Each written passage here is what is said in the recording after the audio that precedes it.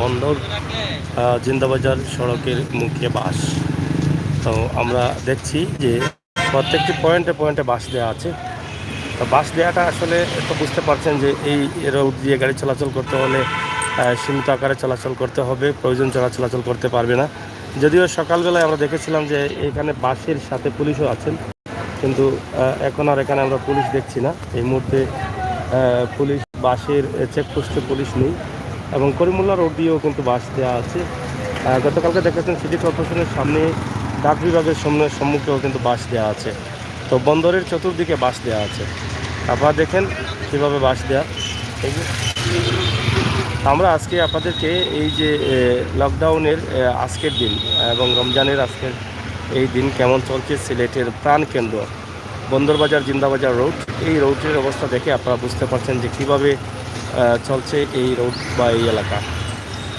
আজকের লকডাউন কতটুকু মানুষ গ্রহণ করছে, কতটুকু মেনে নিচ্ছে, সেই বিষয়টাও আপনারা কিন্তু একদম ক্লিয়ারলি বুঝতে পারছেন। তো সিলেটের ম্যাগাজিন টিভি থেকে আমরা সব সময় আপনাদের জন্য একদম সময় উপযোগী ভিডিও দিয়ে যাই। সেই ধারাবাহিকতায় আজকের এই ভিডিওটি দেখা দেখছেন ইফতারের দোকান, ফ্রেশ ফ্রুট, গণফুল অ্যান্ড কোং।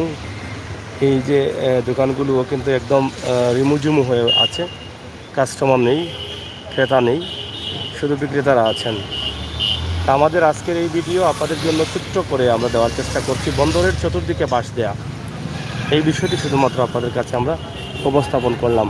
চতুর্দিকে বাস দেয়া বলতে আপনি দেখেন করিমুল্লা রোড, 4টি রোড রয়েছে। একটি হচ্ছে করিমুল্লা রোড, আরেকটি হচ্ছে ডাক বিভাগের সিটি কর্পোরেশনের দিক দিয়ে ডাক বিভাগ হয়ে মাঝনপট্টির রোড, আর আরেকটি হচ্ছে তালতলা রোড, আর এটি হচ্ছে জিন্দাবাজার রোড। চতুর্দিকে বন্দরে বাস দেওয়া, তো এই বিষয়টি আমরা ক্লিয়ার করে দিলাম আপনাদেরকে। আপনারা যারা আসবেন আপনাদের মুভমেন্ট পাস নিয়ে আসতে হবে, আপনাদের জরুরি কাজ দেখিয়ে আসতে হবে, ডকুমেন্ট সাথে নিয়ে আসতে হবে। কী কারণে আপনি বের হয়েছেন তা যারা চেকপোস্টে থাকেন তাদেরকে আপনি সেই বিষয়গুলো অবগত করে আপনাকে দিতে হবে।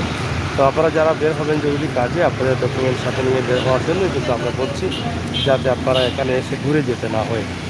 তো প্রিয় দর্শক, সিলেটের ম্যাগাজিন টিভি থেকে এই ভিডিওটি আপনাদের কাছে উপস্থাপন করলাম। তবে স্বাভাবিক মানুষ যারা আছেন, যারা শ্রমিক, তাদের দিন যাপন কষ্টে যাচ্ছে, রমজান মাস অনেকটা কষ্টে যাচ্ছে, খেয়ে না খেয়ে তাদের সময় কাটছে।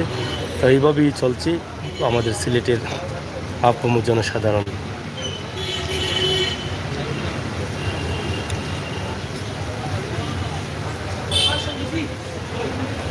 তো প্রিয় দর্শক, এখানে বিদায় নিচ্ছি। সবাই ভালো থাকুন, সুস্থ থাকুন, নিরাপদ থাকুন, নিরাপদ রাখুন, অন্যায়কারীকে ঘৃণা করুন, অন্যায়ের প্রতিবাদ করুন।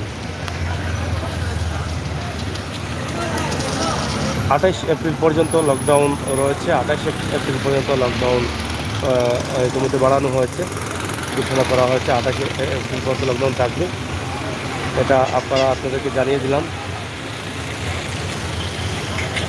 পরবর্তী ভিডিও দেখার জন্য চ্যানেলটি সাবস্ক্রাইব করুন, বেল আইকনে টিপ দিয়ে রাখুন। সকল আগে সিলেটের খবরাখবর উপভোগ করুন। সব সময় আমরা আপনাদের সাথে আছি। ধন্যবাদ সবাইকে।